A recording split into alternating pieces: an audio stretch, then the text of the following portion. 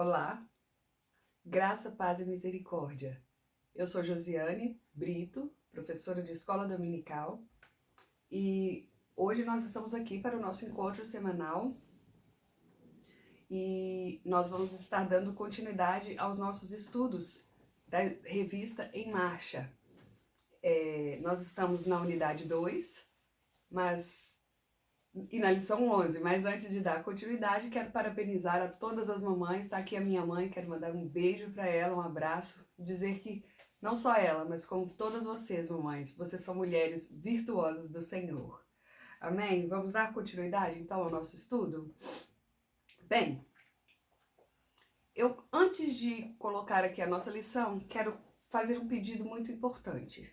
Quero que você pegue um pedaço de papel e também uma caneta, para que a gente possa estar dando início ao nosso estudo. Ontem eu pedi no grupo da igreja e para você, meu amigo, minha amiga que está assistindo aí, pegue um papel e uma caneta. Se você não tiver aí por perto, não tem problema, tá certo? Mas nós vamos precisar desse papel e dessa caneta daqui a um tempo. Vou dar um minutinho aí para você pegar. Enquanto isso, eu vou falando sobre como foi a introdução dessa lição durante a semana. Essa lição foi bem interessante. Ela solicitou que nós estivéssemos segurando um objeto na mão por alguns momentos e várias pessoas da nossa igreja contribuíram para nossa lição de hoje. A gente tem aqui a irmã Eliane. Ela colocou um vidrinho de álcool gel na mão e, como os irmãos estão vendo, é uma mulher virtuosa, estava ali costurando. Ela disse que em alguns momentos ela nem lembrava que estava com aquele vidrinho ali na mão, tá? Mas como era costura, o movimento ali, né, mais prático, ela não sentiu tanta dificuldade. Aqui a irmã Rosângela, ela fez um experimento bem interessante. Ela colocou tanto na mão direita quanto na mão esquerda. E aí, ela percebeu que enquanto estava na mão esquerda, tranquilo. Mas quando passou para a mão direita, aí, como ela é destra, ela teve mais dificuldades para estar realizando as atividades, né? Então, a mão chegou até a cansar, né? Ela ficou uns 10 minutos ali com ele na mão direita e cansou, teve dificuldades. Tivemos outras participações também. A Lia achou muito difícil estar realizando, né, as duas coisas ao mesmo tempo, bem complicado. A Eni disse que foi muito difícil. Ela segurou uma caixinha de óculos e teve uma dificuldade imensa, né, para tomar café, para fazer as coisas, e ela achou aquilo ali um pouco complicado demais. Nossa pastora também, tá? Nossa pastora usou uma tesoura. E não foi fácil, nem para ajudar o outro, né? Que ela teve que ajudar o pastor lá a estar colocando a mesa, ela sentiu dificuldade. E fica difícil, né? Mexer, fazer outras coisas que a gente tem como prioridade quando tem algo nos impedindo. E eu também fiz o nosso experimento. Eu usei uma caixinha de bala, embora ela fosse pequena, mas também me incomodou bastante. O pior era a hora que eu esquecia que ela estava ali, eu colocava ela de lado, falei, opa, pegava, colocava novamente. Bem, eu vou pedir agora que você, que pegou esse objeto, e você que não pegou, pegue agora qualquer coisa na sua mão aí e imagine que isso aí foi ou é uma ofensa não perdoada. É algo que atrapalha a nossa vida emocional. E também atrapalha a realização de certas atividades. Eu quero que você pense que esse objeto é uma ofensa interior. Algo que você não perdoou, alguém que você não perdoou, ou alguém, e fique com aquilo ali gravado para você. E o nosso estudo de hoje tem como título Perdoar, Sabedoria de Vida. Nossa lição é a lição 11, como eu falei, e nós vamos ler o texto de Lucas 15. Aqui tá 11, mas é Lucas 15, ok? Lucas 15, dos versículos de 1 até 3 e depois do 11 até o 31. E diz assim: chegaram-se a ele todos os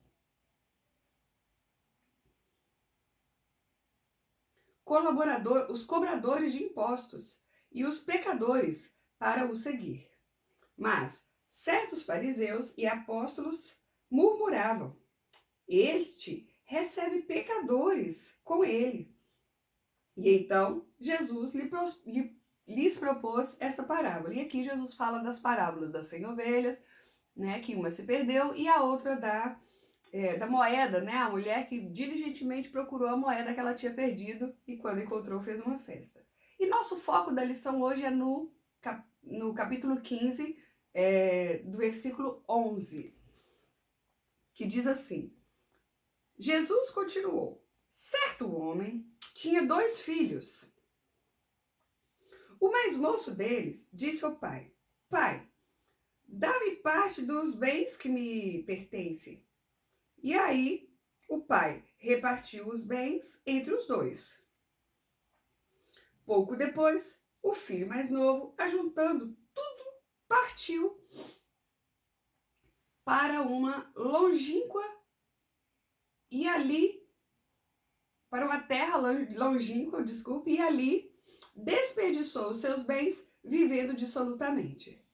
Tendo ele gastado tudo, houve naquela terra grande fome e começou a padecer necessidades. Então, ele se foi e chegou a um dos cidadãos daquela terra, o qual o mandou para os campos apacentar porcos. Ele desejava encher o estômago com as alfarropas que os porcos comiam, mas ninguém lhe dava nada. Então, caindo em si, disse: quantos trabalhadores de meu pai têm abundância de pão e eu aqui pereço de fome? Levantar-me-ei e irei ter com meu pai. E dir-lhe-ei: pai, eu pequei contra ti e contra o céu. Já não sou digno de ser chamado seu filho. Faze-me como um dos teus empregados. E então, levantando-se, foi para o seu pai. Quando ainda estava longe, viu o seu pai e se moveu de íntima compaixão. E correndo, lançou-se-lhe ao pescoço e o beijou. O pai, né? O filho lhe disse: pai, eu pequei contra o céu e perante ti. Eu já não sou digno de ser chamado teu filho. Mas o pai disse aos seus servos: trazei depressa a melhor túnica e vestiu com ela, e ponde-lhe um anel na mão e sandálias nos pés. Trazei o bezerro cevado, matai-o, comamos e alegremo-nos, pois este meu filho estava morto e reviveu. Tinha se perdido e foi achado. E começaram a alegrar-se. O filho mais velho estava no campo. Quando voltou e chegou perto de casa, ouviu a música e as danças. Chamando um dos criados, perguntou o que era aquilo. E ele lhe disse: veio teu irmão e o teu pai matou um bezerro cevado, porque o recebeu são e salvo. Mas ele se indignou e não queria entrar. E então, saindo o pai, instava com ele. Mas ele respondeu ao seu pai: sirvo-te há anos, sem nunca transgredir os teus mandamentos, e nunca me deste um cabrito para alegrar-me com os meus amigos. Vindo, porém, este teu filho, que desperdiçou os teus bens com meretrizes, tu mandastes matar um bezerro cevado. Respondeu-lhe o pai: filho, tu sempre estás comigo, e todas as minhas coisas são tuas. Mas era justo alegrarmos e folgarmos, porque este teu irmão estava morto e reviveu, perdido e foi achado. Vamos orar? Senhor, nós lemos a tua palavra e nós gostaríamos que o Senhor falasse ao nosso coração nesta manhã. Queremos aprender, compreender aquilo que o Senhor tem para nós. Completa a tua obra em nós, nós te pedimos. É no nome de Jesus que nós agradecemos. Amém. Bem, como nós temos feito, há vários domingos, com as nossas lições, nós temos buscado sabedoria para viver. E perdoar é esse tipo de sabedoria que não pode faltar nas nossas vidas. A alegria da vida cristã, ela só é possível graças ao amor perdoador do nosso Deus. O perdão é parte da natureza divina e é uma prática que sinaliza o amor de Deus em nós. Porém, perdoar não é algo que nós conseguimos fazer naturalmente. E na lição de hoje, nós vamos refletir sobre isso, né? Sobre essa parábola do filho pródigo, que, embora a gente viu aqui que não falou a palavra perdão, ela nos mostra o seu significado, né? O significado da palavra perdão de maneira muito contundente. Vamos ver? Bem, como fundamento bíblico, nós temos que a parábola do filho pródigo é apresentada no Evangelho de Lucas junto a outras duas parábolas, como eu li no início. Elas falam da alegria de encontrar algo que estava perdido, numa representação de alegria, a alegria da parte de Deus, quando alguém que estava longe dos seus caminhos se volta para ele. Jesus está diante de um grupo muito diverso, né, falando sobre essas parábolas. De um lado, tinha os pecadores, né, os publicanos, e do outro lado, a gente tinha os fariseus. Os pecadores e publicanos eram pessoas que eram desprezadas por esses fariseus. E esses fariseus, do outro lado, ficavam ali fazendo as intrigas, né? Naquela época. Os publicanos, eles eram indesejados porque eles trabalhavam junto com os romanos, cobravam impostos e eram chamados pecadores. Eles eram pessoas com problemas morais ou que tinham ocupações consideradas incompatíveis com a lei de Moisés, né? Segundo esse autor Morris. Os fariseus, que eram presos à letra da lei, eles murmuravam contra Jesus porque Jesus, acolhia essas pessoas. Diante deste quadro, Jesus apresenta aquelas 3 parábolas que falam do amor de Deus pelas pessoas perdidas e da alegria do Pai quando ele reencontra os seus filhos. E conclui o discurso com a parábola do filho perdido, que também é conhecida, né, aqui como a parábola do Pai amoroso.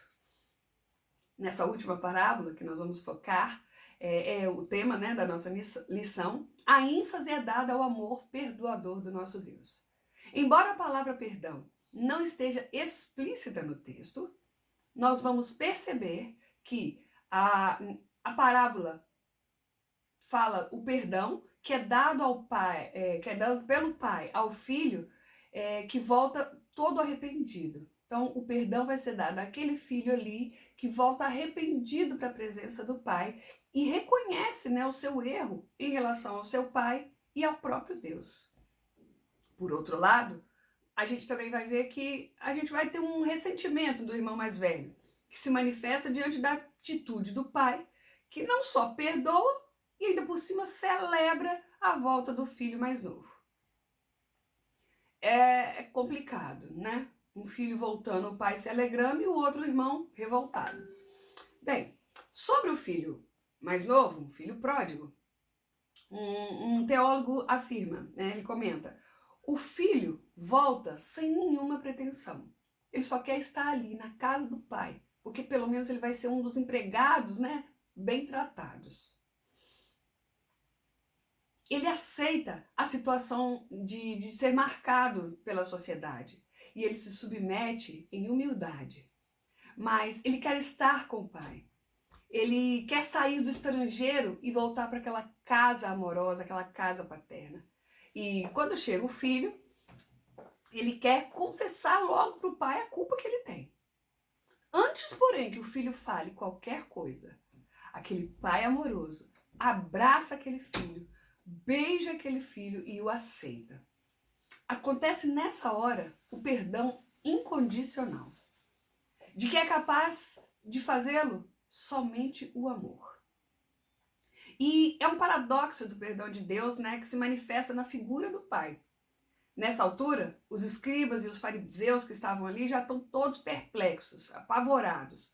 A conduta daquele pai é incomum e contrária a toda compreensão humana de justiça que era tida naquela época. Eles não entendem, eles ficam revoltados na realidade. Como sinal do perdão completo, o pai lhe dá uma roupa nova para dizer que esse filho que tinha saído, ele era reconhecido como filho e ele não era um empregado. O pai lhe dá sandálias novas, significando que ele continuava livre, porque as pessoas escravas daquela época ali andavam descalças. E o pai também põe um anel no dedo, que significa que ele ainda teria autoridade como membro da família de administrar os bens do pai. O anel representava uma autoridade. Tinha os símbolos da família e tanto os reis quanto os grandes comerciantes assinavam seus documentos carimbando-os com um anel em qualquer documento oficial. Se você olhar lá na história de José, né, ele recebeu o anel de Faraó. Na história de Esther, Amã tinha o anel e esse anel foi passado para Mordecai quando Amã, né, traiu, né, o rei. Então o rei Assuero, ele passou esse anel para Mordecai, que era o tio de Esther. Então o anel era algo importante, marcava que aquela pessoa ali tinha autoridade sobre os bens naquela época. Bem, o perdão é uma decisão de quem perdoa. E está para além das justificativas que quem está apresentando precisa ser perdoado. Ainda que para receber perdão seja necessário o reconhecimento de quem peca, perdoar na visão de Jesus e do Evangelho requer amor, muito mais do que justiça. Agora, por outro lado, na postura do filho mais velho, o que a gente vai perceber? Um legalismo que estava na mente e no coração dos fariseus. Ele teve a sua oportunidade, ficou em casa, desfrutou do convívio contínuo com o pai. Mas mesmo assim, ele ficou perplexo com a atitude de perdão que o pai assume com o seu irmão. Ele sentiu-se prejudicado, diminuído e discriminado. E finalmente, ele põe tudo para fora. Mas eu fui fiel, pai. Eu trabalhei incansavelmente. Eu fui obediente. Eu fiquei em casa. O que aconteceu? Eu não tive o menor privilégio. Nenhuma vantagem. E agora vem esse meu irmão, né, esbanjador, de volta, e o senhor faz uma festa, ele é recebido com festa aqui em casa, né, segundo o teólogo. Jesus mostra que, através da parábola, o perdão não está relacionado com méritos. E os filhos e filhas de Deus, à semelhança do Pai, devem deixar o amor vencer a justiça. Olha que importante. O perdão do nosso Pai não está ligado ao mérito que a gente tem. Se você é o filho obediente, ou o mais obediente, ou o menos obediente. Mas isso vem, olha lá, de deixar o amor vencer a justiça. Esse é o amor, né, que nos assemelha com o nosso Pai. Bem, trazendo para os dias de hoje, a palavra que ilumina a vida, uma das definições da palavra perdão na língua portuguesa é a ação de se livrar de uma culpa, de uma ofensa, uma dívida, um indulto. Isso conforme o dicionário, né? Já no dicionário brasileiro de teologia, em termos morais e psicológicos, o perdão é a remissão da pena ou castigo decorrente de uma ofensa ou injúria pessoal. Diante das definições citadas aqui, nós podemos dizer que perdoar é reconhecer o dano causado por alguém e abrir mão de receber a compensação por eles. Essa atitude não condiz com a natureza humana, senão com a natureza divina. Quem faz isso realmente é porque está com o coração aberto com o divino do Senhor chegando para que a gente possa estar realizando esse tipo de perdão. A Bíblia nos ensina que o perdão de Deus é oferecido a toda a humanidade pelos méritos de quem? De Jesus Cristo. Esse perdão nos é oferecido não por nossos méritos, mas pelos méritos de Jesus Cristo, que deu a sua vida na cruz para a remissão dos pecados de todas as pessoas. Perdão é concedido mediante a fé e o arrependimento de cada pessoa. E este perdão é fruto do amor de Deus por nós. Este amor de Deus em nós gera amor suficiente para que nós possamos perdoar as pessoas que nos ofendem. É o Pai que vai gerar em nós esse amor para que nós tenhamos condição de perdoar aquele que nos ofende. Como os fariseus da época de Jesus, muitas vezes a gente até se orgulha de pertencer a Deus, de ter Jesus como nosso Senhor. Mas temos dificuldade, muitas vezes, de entender que a graça, ela se estende a todas as pessoas, independentemente de como elas vivem. Porém, precisamos lembrar que é desejo do nosso Deus, como afirma o apóstolo Pedro, lá na carta, na segunda carta dele, que Deus não quer que ninguém se perca, mas que todas as pessoas cheguem ao arrependimento. Todas. Jesus também falou que receberemos perdão na medida em que nós perdoarmos. Olha como isso é sério. Nós vamos receber o perdão na medida em que nós perdoarmos o nosso próximo. Está lá em Mateus 6, 15 e 16. Então nós precisamos nos deixar mover pela compaixão. Se Jesus compadeceu da multidão que o seguia e por isso anunciou o amor de Deus, curou enfermidades, abençoou as pessoas, independentemente de seus méritos, dando-lhe a liberdade de segui-lo ou não. Jesus se compadeceu. Jesus ensinou a orar pelas pessoas que nos ofendem. E quando praticamos isto, entendemos que este é o caminho para o perdão se estabelecer na nossa vida. O perdão, ele liberta tanto a pessoa que é perdoada, como aquela pessoa que é ofendida, pois tira o peso da mágoa, da irritação, da ofensa. Mas para isso, é preciso deixar que o amor de Deus flua em nós. Ao orar, conseguimos expor o nosso coração a Deus para que Ele o transforme e consigamos olhar as pessoas a partir da ótica de Deus e do seu amor. Assim, se torna mais fácil abrir mão dos nossos direitos de retratação e de recompensa. O que a gente aprende, nessa parábola? Aqui, a postura do filho pródigo nos ensina como agir quando ofendemos a Deus e as pessoas. Nós precisamos reconhecer que também temos parte nos nossos erros. Precisamos mudar as nossas atitudes e dar um passo na direção da reconciliação, seja com as pessoas, seja com o nosso Deus. Já na postura do pai, nós vemos como lidar com esse assunto na prática, à semelhança do nosso Deus, nosso Pai eterno. Primeiro devemos abraçar, depois ouvir explicações. Aquele pai esperava a volta do filho, e esta deve ser a nossa busca, esperar a reconciliação, orar pela reconciliação. Não deixar que a ofensa a nós seja maior do que o amor que devemos ter para com as pessoas, inclusive com aquelas que nos ofendem. O ensino do pai para o filho mais velho nos alerta. É preciso celebrar o arrependimento e a reconciliação. Bem, a vida cristã é vivida pela graça e não é vivida pelo mérito. E sendo assim, o perdão nos possibilita viver a alegria da comunhão, tanto com Deus quanto com outras pessoas. Agora, lembra daquele objeto que eu falei com você que era uma ofensa não perdoada? Nós agora vamos fazer um ato de fé. Eu queria que você pegasse aquele papel que eu pedi você para pegar no início do estudo e que você colocasse ali o nome de pessoas que ofenderam você. Coloque lá. E em seguida você vai amassar esse papel e nós vamos orar. Não, talvez não, agora aqui você não coloca o nome de, não sei, de muitas pessoas ou uma pessoa, não sei. Mas eu quero orar com você. E aí em seguida nós vamos concluir, ok? Dá um minutinho para você escrever o nome de uma pessoa, Eu vou escrever aqui a minha, tá bom?